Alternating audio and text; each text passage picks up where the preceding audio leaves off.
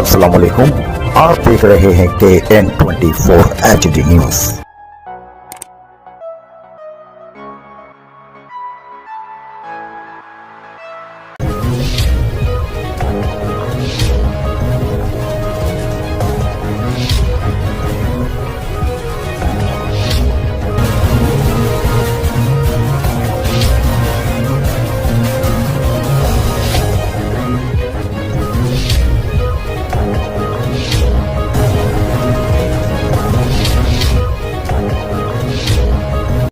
आज हमारे साथ मौजूद हैं पाकिस्तान की मारूफ शख्सियत जनाब रिसर्च एंड कोऑर्डिनेशन सेल के इंचार्ज जनाब काबिल एहतराम लाल बख्श भुट्टो साहब। मौजूदा सूरत हाल पाकिस्तान की, शहर कराची की, और इस वक्त जो नई नस्ल ये भूख से मर रही है, इसी सूरत हाल को लेकर और लाल बख्श भुट्टो साहब हमें बताएंगे कि कराची में क्या पहले कभी जुल्फ़िकार भुट्टो साहब के दौर में, उसके बाद बेनज़ीर भुट्टो साहिबा जो कि शहीद हमारी मोहतरमा, कभी इनके दौर में ऐसा हुआ? अस्सलाम वालेकुम सर। वालेकुम सलाम जनाब।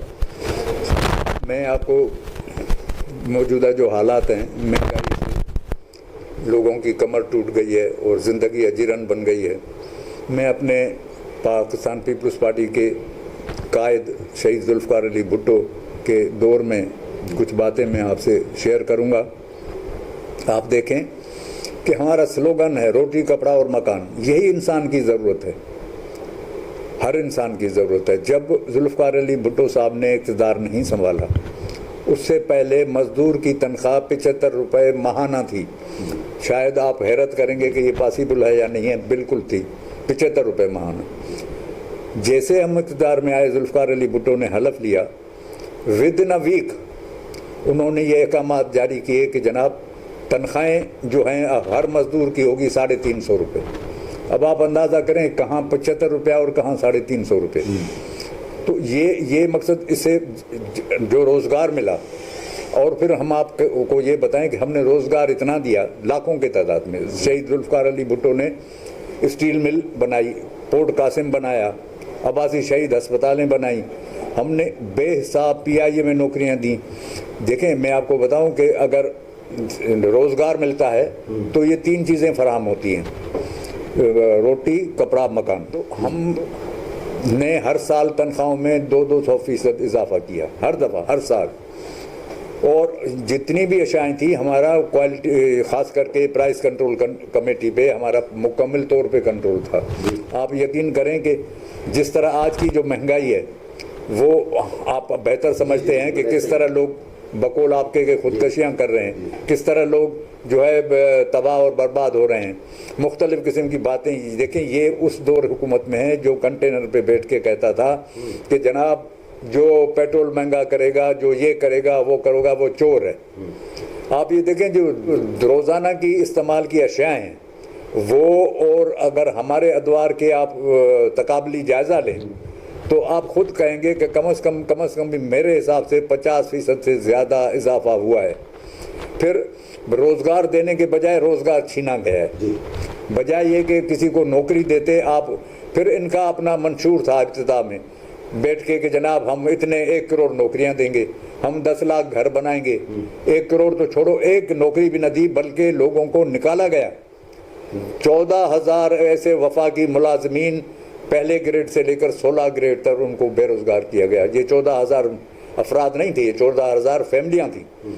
तो आप ये देखें कि मकसद ये, आज कोई ऐसा बंदा हो, मैं तो कहता हूँ कि ये कहे कि जनाब नहीं अच्छा दौर है, कोई भी हो, पॉलिटिकल पार्टीज को छोड़ें, आप एक आम आदमी से इंटरव्यू करें जी, तो वो आपको खुद बताएगा कि किस हालत से वो गुजर रहा है। बिल्कुल ऐसा ही है, बिल्कुल ऐसे ही लाल बख्श भुट्टो साहब, बिल्कुल आपने सही फरमाया है। इस वक्त आवाम जो है, हमने रोड शो भी किए हैं, वहाँ जाकर भी हमने देखा है कि जो रोज़ के कमाने वाला दिहाड़ीदार तबका जो है, और जो रोज़ अपना कमाता है और अपने बच्चों के लिए करके लेकर आता है, वो तो आज बहुत ज़्यादा परेशान है, किराए के मकान पर है। बीबी साहिबा ने जो काम किया, मैं एक अर्ज़ करूँ, मोहतरमा ने खुद एक खातून होने के नाते पहली मर्तबा असेंबलियों में और लोकल बॉडीज़ में उन ख़वातीन को नुमाइंदगी देने के लिए इजाफा किया। फिर मैं आपको बताऊं, 10 लाख ख़वातीनों को लेडीज़ हेल्थ वर्कर का जॉब दिया। 10 लाख पूरे मुल्क में जो, और वो ख़वातीन बेचारी रोज़गार से लगी। पहली मर्तबा ख़वातीन के थाने बने, पहली मर्तबा ख़वातीन जज बनी। फिर मज़े की बात यह है कि तनख्वाहें, मोहतरमा को ये बहुत बड़ा एजाज़ हासिल है और मैं ये कहता हूँ कि अल्लाह ताला उसे जन्नत में आला मकाम अता करेगा, इसलिए कि जहाँ जहाँ से मुलाजमीन निकाले गए सबको जिस तारीख से वो निकाले गए उनको तनख्वाहें दी और उनको बहाल किया। ऐसे ही और आप यकीन करें कि मैं आपको पर्सनल बता रहा हूँ कि वो हम पे बड़ी मेहरबान थी। 34,000 डॉक्टर मोहम्मद खान जूनियर जो ने एडाक बेसिस पे अपॉइंट किए थे, तो हमने उनसे कहा कि बीबी उनको हटा दिया गया है और आप 34,000 हमारे नए डॉक्टर्स को रखें। बोला वो इंसान नहीं है, और उन्हीं को आप कंफर्म किया उन्होंने 34,000 डॉक्टर्स को। बड़ी बात। तो देखें, हम रोजगार देने वाले हैं। अच्छा, रोजगार देने के बाद फिर मैं आपको एक बात बताऊं कि ये नहीं कि हम प्राइजेस पे कंट्रोल नहीं करते हैं, हम प्राइजेस पे भी कंट्रोल करते थे। हमारी बाकायदे कमेटियां बनी हुई थी, जो प्राइस कंट्रोल कमेटियां थी, जो विजिलेंस करती थी, हर जगह जाके देखती थी कि जनाब ये आटे का भाव क्या है या इसका भाव, और ज़ख़ीरा आंदोलनों को हमने ठीक ठाक उनको सजाएं दी। इसी तरह मैं अब आपको बताऊं, जरदारी साहब जब आए, एक तो सबसे बड़ा उनका कारनामा ये था कि उन्होंने आइन की असल शक्ल बहाल की। 200% उन्होंने आते ही तनख्वाहों में इजाफा किया। फिर मैं आपको मज़े की बात बताऊं, जो जमहूरियत के चैंपियन हैं, जो ये कहते हैं कि जनाब जमहूरियत हमारे जमहूरियत उनके घर में पैदा ही नहीं होगी आज तक। चौधरी निसार अहमद ने असेंबली के फ्लोर पर कहा कि जनाब देखें ये बड़ा जुल्म है, 200% तनख्वाहें बढ़ाई गई हैं। अगर गरीबों की हम तनख्वाहों में इजाफा करें तो ये लोग गरीबों के हमदर्द तो नहीं, ये तो मिल ओनर्स और फैक्ट्री मालकान के फेवर में काम करने वाले हैं, ये क्यों खुद भी बिजनेसमैन हैं। तो मेरा कहने का मकसद ये है कि जरदारी साहब ने 200% बहुत बड़ी बात है तनख्वाहों में इजाफा किया। अच्छा, अपने अख्तियारात, मुल्क का वाहिद सदर है जिसने अपने अख्तियारात पार्लियामेंट को दी। फिर आप ये देखें, आइन की असल शक्ल की बहाली, ये क्रेडिट भी असर अली जरदारी को जाता है जी। तो हम दावे से कहते हैं, आज भी बिलावल भुट्टो साहब के, हालांकि हमारी वफाक में हुकूमत नहीं है, लेकिन सिंध हुकूमत ने कराची के लिए जो कुछ किया है, ताउम्र कोई सियासतदान आए, कोई पॉलिटिकल पार्टी आए, वो नहीं कर सकती। ये जो आप अंडर पासेस और ओवरहेड ब्रिजेस का जो जाल देख रहे हैं ना, ये असल में क्या है कि लोगों के जहन में यह है कि ये जनाब एमक्यूएम ने बनाया, ये जनाब फलां ने बनाया। मैं ज़ाती तौर पे मैं रिसर्च करता हूँ बैठ के यहाँ। मैं आपको एक बात बताऊँ कि 90% हमारी जो अंडर पासेस और ब्रिजेस बनी हुई हैं वो पाकिस्तान पीपल्स पार्टी बल्कि सिंध गवर्नमेंट के फंड से बनी है तमाम। मैं आपको बताऊँ, दुनिया में कहीं ऐसा नहीं है कि लिवर प्लांटेशन का कोई फ्री इलाज हो, बाईपासेस का कोई फ्री इलाज हो। ये सिर्फ कराची नहीं, तमाम सिंध के बड़े शहरों में जो है ये सहूलतें मुयसर हैं। आप आज भी जाके NICVD में जाएंगे तो आपको, अगर सिंध कराची के लोग 4 दाखिल होंगे तो पंजाब, सरहद और बलूचिस्तान के 20 लोग दाखिल होंगे। बिलावल भुट्टो साहब, चेयरमैन बिलावल भुट्टो साहब जो हैं, हर तकरीर में अपनी में उनका एक जुमला होता है, और बल्कि वो इस तरह से कहते हैं कि अब इंशाल्लाह इंतखाब में कामयाबी हमारी होगी। तो इसके बारे में थोड़ी रोशनी डालेंगे। अक्सर मतलब ऐसा मुमकिन है? माशाल्लाह नहीं, मुमकिन क्यों नहीं है। देखें, हम जमहूरी पार्टी हैं और इंतखाबी पार्टी हैं।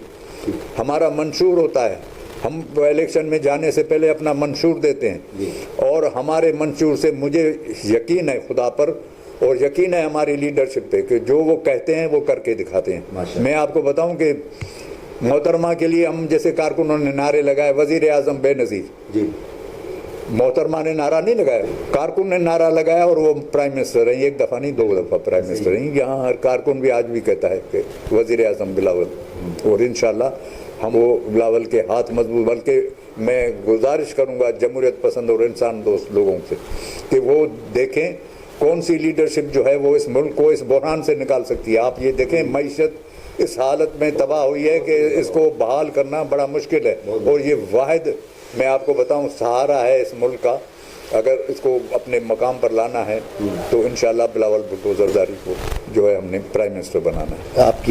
आप इक़्तिदार में आ जाते हैं और हुकूमत माशाल्लाह से आपके पास है, तो ये जो हाल है, इस मौजूदा जो सूरत हाल है, ये यही रहेगा या इससे भी बढ़ जाएगा या इससे कम हो जाएगा? मैं अर्ज़ करूँ हूँ ज़फ़ीरा अंदोज़ और ये जो ये समझ ले सरमाएदार जो हैं, इन सरमाएदारों के हम दुश्मन हैं। हम इसलिए दुश्मन हैं कि जनाब आप जो इजाफी घर बैठे अपने चीज़ों में इजाफा करते हो, ये पेट्रोल में इजाफा जो है ये आप मसनूई आप अपना कर्जा जो आपने लिया है। और मैं आपको ये बात बताना भूल गया कि जितनी भी हमारी हुकूमतें आई हैं, नवाज शरीफ से लेके हमारी हुकूमतें 2-3 मरतबा भुट्टो साहब के दौर से लेके ये इस तरह पेट्रोल महंगा नहीं हुआ। और जितने कर्जे हमने लिए, जितने कर्जे इन्होंने लिए हैं, वो ये बरमला प्राइम मिनिस्टर कह रहा है कि जनाब हम इसलिए महंगा कर रहे हैं कि जनाब वो जो है ना हमें कर्जे देने।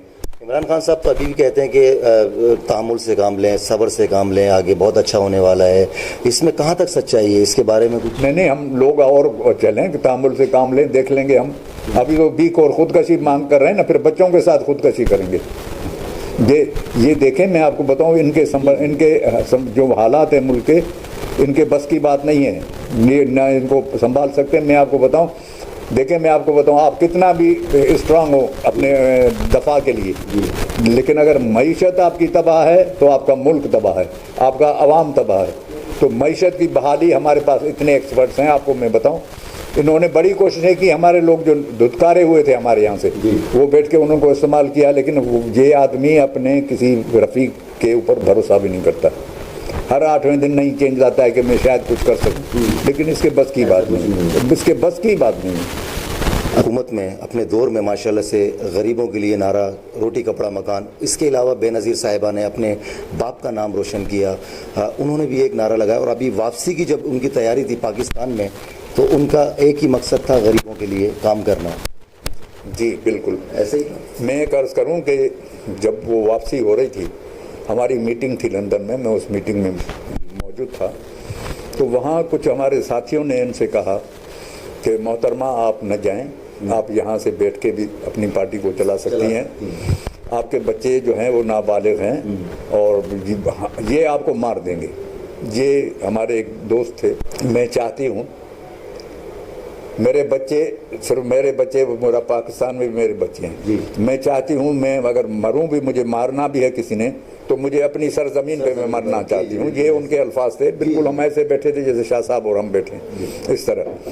फिर वो जिस तरह आई हैं, आप अगर एयरपोर्ट पे उनके फेस एक्सप्रेशंस देखते कि वो जज्बात में बिल्कुल उनके आंखों से आंसू निकले थे, बिल्कुल ऐसे। फिर जिस तरह वो जुलूस था, जितनी पब्लिक थी, वो शायद रिकॉर्डेड है, कहीं कोई इतनी पब्लिक नहीं इकट्ठी कर सका। बहुत खुश हुई थी वो कारसाज पे जो ये वाक़या हुआ। मैं आपको एक बात बताऊं, पीपल्स पार्टी बहुत बड़ी जमात है, हम तो छोटे एक अदना कारकुन हैं।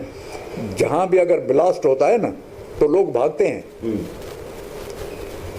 भगदड़ मच जाती है, भगदड़ नहीं होती। पहले तो सबसे पहले हमारे कारकुन ने उनकी गाड़ी को कवर किया, खुद चारों तरफ हो गए, लाशें उठाना शुरू की। ये किसी जमात में नहीं मिलता। देखने में आ रहा है कराची शहर में जगह जगह पे पम्फलेट लगे हुए हैं, पीपल्स पार्टी अपना तासुब ख़त्म करें, और ये तरह तरह की तंजीमें जो है, ये इसका क्या मतलब क्या है इसका? जो देखें, आप खुद बेहतर हैं, साफ़ी हैं। मैं आपको एक बात बताऊं कि इन्होंने तय कर लिया, तासुब पसंद ये लोग हैं। इन्होंने सिंधी, महाजर, बलोच, पठान को किसने लड़ा है? पीपल्स पार्टी ने लड़ा है। कत्ल गारत किसने की? कराची में लाखों लाशें गई हैं जनाब, चाहे हर सूबे में गई हैं, सबसे इन्होंने झगड़ा किया। और अगर पंफलेट लगा के ये कहते हैं, तो आप ये देखें हमारे यहाँ में, आप मुर्तज़ा वहाब कौन है? तासुब होता तो हमारे यहाँ बहुत सारे मुर्तज़ा से पढ़े लिखे लोग हैं, उसको हमने कराची का मालिक बनाया, एडमिनिस्ट्रेटर बनाया, और वो अहल है, वो कराची में दिन रात काम कर रहा है। आपको मैं बताऊं, सईद गनी है, कराची का बेटा है, कराची में पैदा हुआ, उसका वालिद कराची में पैदा हुआ, वो मिनिस्टर है लेबर का। अच्छा, जितने भी आप हमारी पार्टी का जो अहम सिंध का जो जनरल सेक्रेटरी है वकार मेहदी है, ये प्योर उर्दू बोलने वाले लोग हैं, और बड़े मकसद ये कि तासुब से पाक लोग हैं। पाकिस्तान पीपल्स पार्टी गुलदस्ता, अगर हम तासुब करते ना तो ये सिंधियों की जमात होती सिर्फ। फिर जनाब उसमें पठानों को भी हमने वो हिस्सा जो दिया है, बल्कि पंजाब में भी जो हमने हिस्से दिए हैं, दुनिया के 4 सूबों में बल्कि मुल्क के, तो उसमें तो ये एक गुलदस्ता है जहाँ मुख्तलिफ ज़बानों बोलने वाले लोग इसमें रहते हैं। तासुब हमने तासुब के खिलाफ हैं, हम इतने खिलाफ हैं कि हम नफरत करते हैं तासुब। तो लाल बख्श भुट्टो साहब, अब आप कौम को क्या मैसेज देना चाहते हैं और क्या बताना चाहते हैं कि पीपल्स पार्टी आज भी गरीब आवाम के लिए हर वक्त तैयार है और इंशाअल्लाह अज़ीम हर तरह से माशाल्लाह से। देखिए, हमारी तारीख गवाह है, भुट्टो शहीद से लेकर अब मौजूदा जो हमारी पाकिस्तान पीपल्स पार्टी के चेयरमैन है बिलावल, हमारी जो लीडरशिप है खुदा गवाह है, हमें उन पर पूरा यकीन और पूरा भरोसा है कि वो जो भी करेंगे इक़्तिदार आया अवाम के भलाई और अवाम के फलाह व बहबूद के लिए करेंगे और इंशाअल्लाह आप नताइज देखेंगे। हम इस मुल्क के अवाम से हमारी गुजारिश ये है कि आप देखें, आपने हर पॉलिटिकल पार्टी को आजमाया है, आपने हमें भी आजमाया है और इन जो भड़के मारने वाले थे इनको भी आजमाया है। आप ये देखें और इसमें आप खुद फैसला करें, अवाम ने खुद तजिया करना है और फैसला करना है कि कौन सी पॉलिटिकल पार्टी है जो इनको इस माशी बहरान से और इनको बेरोज़गारी से और इनको महंगाई से निजात दिलाए, वो पाकिस्तान पीपल्स पार्टी। आखिर में मैं ये कहना ज़रूरी समझूंगा कि इमरान अजीज़ साहब और वजाहत हुसैन शाह साहब, आपके चैनल का मैं बेहद मशकूर हूँ और इंशाअल्लाह आप इसी तरह अगर इंटरव्यू लेते जाएंगे कि इस मुल्क की, इस शहर की एक हिस्ट्री बनेगी जो आप आगे जाने वाले नौजवानों के सामने पेश करेंगे। वो खुद फिर बड़े जज हैं, फैसला खुद करेंगे कि आपके चैनल ने कितना काम किया। बहुत शुक्रिया आपका। बस आप जैसी शख्सियत हमारे साथ मौजूद हैं, साथ हैं हमारे, और हम फिर कहाँ जाएंगे। तो अल्हम्दुलिल्लाह बस ये आपकी दुआएं हमारे काम आएंगी और मैं शुक्रगुज़ार हूँ इनकी दुआओं का। खराज तहसीन पेश करता हूँ मैं लाल बख्श भुट्टो साहब को, सैयद वजाद साहब को, कि आज सैयद वजाद अली साहब की वजह से और माशाल्लाह से आज हमारी मुलाकात हुई। हमारे जो लाल बख्श भुट्टो साहब हैं, इनसे अल्लाह इन्हें सलामत रखे, ता क़यामत रखे, हम सब के साथ रखे, गरीबों का हमदर्द बना कर रखे, गरीबों की खिदमत करने वाला बना के रखे और इस मुल्क और भुट्टो ख़ानदान का नाम रोशन करते रहें।